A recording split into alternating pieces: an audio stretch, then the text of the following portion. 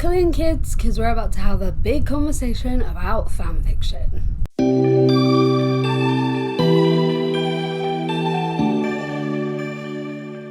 Hello everyone, welcome back or welcome to my channel. My name is Ren and I make videos a couple of times a week about books and pop culture, so if you want to stick around and join us, feel free to hit that subscribe button and the little notification bell. Today we're going to be talking about one of my most favourite things on this earth and that exists within fandom, and that is fan fiction. For those that maybe aren't really in the fandom world, for those that maybe don't fully know what it is, fan fiction is a non-profit thing. There's multiple websites, they're all non-profit. It is where you can take stories and characters from already existing things, so books, TV shows, movies, games, etc., etc., and you write your own stories based on that. There can be no monetary gain because of copyright issues. That's very important, the fact that there is no monetary gain, and that's how we get around copyright laws when it comes to fan fiction, because there is no money involved. You're not profiting off using other people's characters. It just then is creative fair use.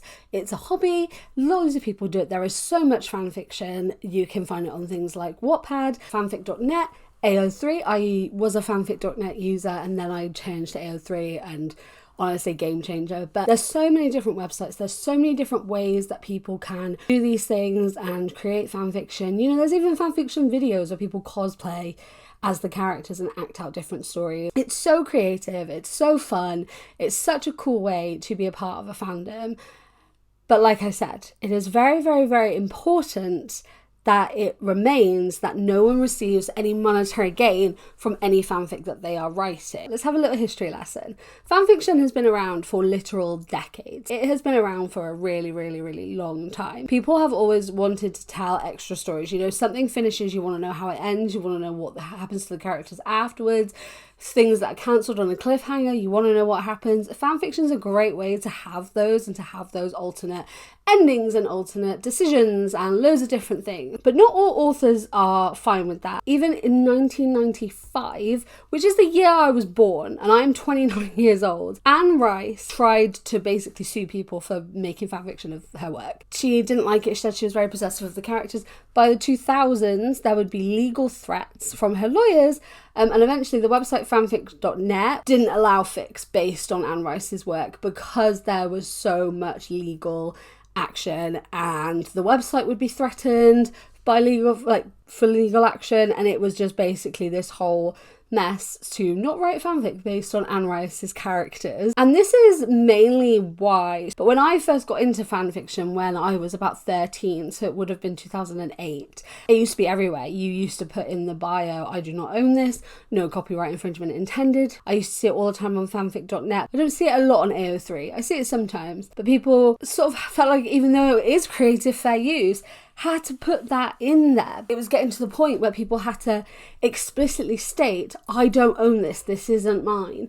And you had to constantly have that in there as a disclaimer because of legal action. And even this wasn't good enough. Anne Rice's lawyer said, even when done on a non-profit and for amateur basis, such use of Anne's characters without Miss Rice's permission constitutes copyright infringement. So fanfiction you have to be very careful with. You have to be very open about the fact that it's not yours. You have to be very clear that it is fan fiction. It is not the original story. You have to be very clear about whose it is and who it does belong to.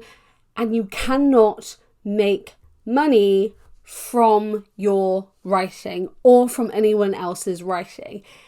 You cannot do that. So you may ask, how if it is so illegal to do so, how did adaptations exist? Like the After series, 50 Shades, The Love Hypothesis. 50 Shades of Grey started out as a Twilight fanfiction. The Love Hypothesis started out as a Reylo fanfiction. After is a Harry Styles fanfiction. And to be honest, when it comes to real people, that's a really grey area. I don't really think we should be writing fanfiction about real people. And I definitely don't know how I feel about that being then adapted into a story when it is essentially based on a real person. But that's a different conversation for the day. For now, books like 50 Shades of Grey, let's talk about those. Yes, it started as a Twilight fanfiction, but it has been scrubbed. It's no longer available to read on a fanfiction website, I believe. Anything in it that came from that original fanfic, anything in it that was Stephenie Meyer's ideas originally is gone.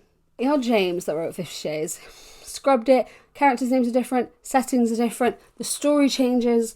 It's not Twilight anymore. It's its own story and it's its own thing. It's been completely scrubbed from any possible connection to Twilight, and that is the same with The Love Hypothesis. It exists as its own thing. It was completely scrubbed. Everything Star Wars, Rayla related was taken out of it, and it's now its own book with its own characters and its own story. And that's how you're allowed to do that, because you're not actually then profiting off of someone's direct work. You're not using their characters. It's not like 50 Shades of Grey changed the name of the characters, but then it was set in Forks and they were a vampire and it had all these things. You know, that copyright goes away because there's nothing that's being copyrighted, because everything's been scrubbed and changed and adapted so that it is more for these new characters and it's not anything to do with the Twilight characters. That's how that's allowed, and I've seen a lot of people asking about how that's allowed if you can't make money on fanfic. But that's how 50 Shades of Grey and Love Hypothesis and other books that were adapted have made it to print and had publishers print them. So you may be wondering, why am I discussing this? Why have I decided to make this video all about fanfiction and talk about legalities of fanfiction? Book talk. I love book talk. It has introduced me to lots of different books. It's fun. It's a quick way to skim and look at some books, but it's brought in a lot of new people to a very, very, very well established community, and that's really good. That's really good. I enjoy that. I enjoy that there are new people. I enjoy that there are new fics and more creativity and new things coming out all the time. It's really, really good. I love that. But there's been this kind of mix of like, there's this new group of people who've all come in, and then also at the same time TikTok is overrun with consumerism. People that might not fully understand how these things work because they're new to fandom, they're new to fanfiction, they're new to reading. They don't realise these copyright laws. They haven't been there and witnessed, you know, that Anne Rice and everything. So then they're mixed with this level of consumerism. So for them, a pretty bound, hardback, beautiful edition of a fanfic they love so much sounds like a really good idea. On the TikTok shop, there is an £80